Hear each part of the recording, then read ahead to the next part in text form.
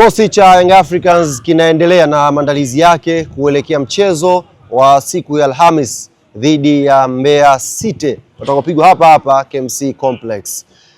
Maswali yamekuwa mengi kuhusu hali ya kikosi, tuna majeruhi wangapi na wangapi wamerudi kwenye timu.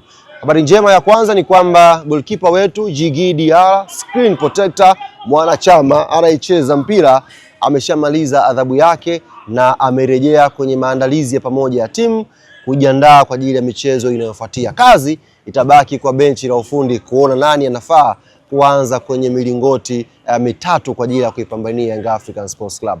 Prince Dube 100% amesha recover na yuko tayari kwa ajili ya kazi, yupo tayari kwa ajili ya kutupambania sisi Young African Sports Club. Wachezaji ambao wako nje sasa, ambao wao bado hawajarejea kwenye mazoezi ya pamoja na timu ni Ima Mengo ambaye alipata shida ya hamstring kwa maana ya nyama za paja sehemu ya nyuma hapa, alafu pia Buba Jammeh ambaye aliumia kwenye mchezo wa CRDB dhidi ya TMA. Hawa wapo kwenye idara ya madaktari, wanaendelea na huduma za kuwa sawa kurudi kwenye timu.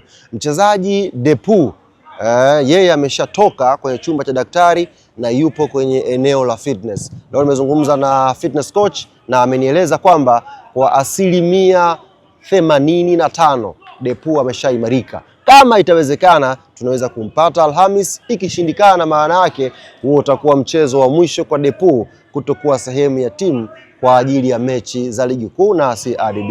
Tumuombee heri Depu, tuombee heri Buba Jammeh, tumuombee heri Ima Mengo waweze kupona, warudi kuja kuisaidia timu. Wengine wote wako fit akiwemo Profesa mpira Pacome Zouzoua ambaye alipata shida kidogo ya bega kwenye mchezo dhidi ya TMA, lakini anaendelea vizuri na atakuwa tayari kwa ajili ya mechi zinazofuatia inshallah.